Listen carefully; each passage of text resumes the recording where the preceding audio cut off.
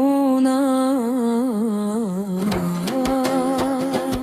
çevirip durmuşam söze derdimi. Düşüp hicran denizine tek yorunam. Ben nece danışım size derdimi. Yüreğde hicranın yarası varmış, alı köteyleyip garası varmış. Sevginin çekilmez yarası varmış. Kaş ki dözüm tapıp döze derdimi. Ağlayır sevenler danışanda ben, hasretle alışır alışanda ben.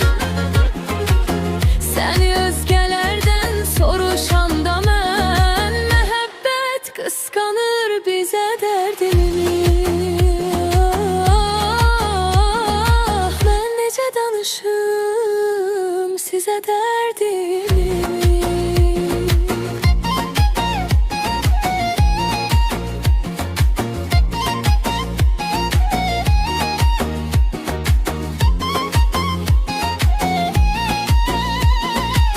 Bozmusan ilgarı ehdi peymanı.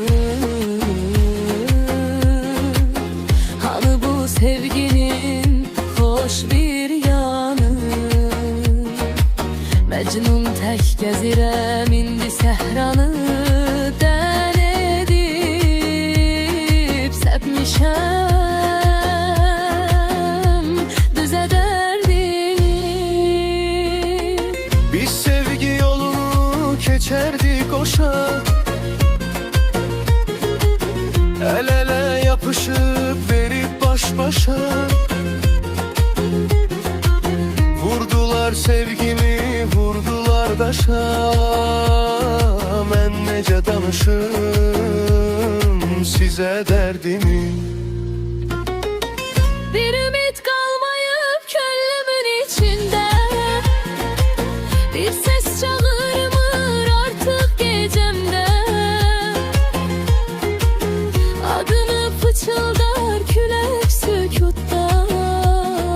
Yüreğim yanar öz nefesinde.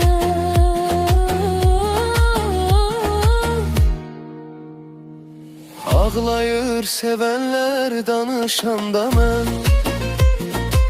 həsrətlə alışır alışanda mən. Səni özgələrdən soruşanda mən, məhəbbət qısqanır bizə dərdimi. Mən necə danışım sizə dərdimi.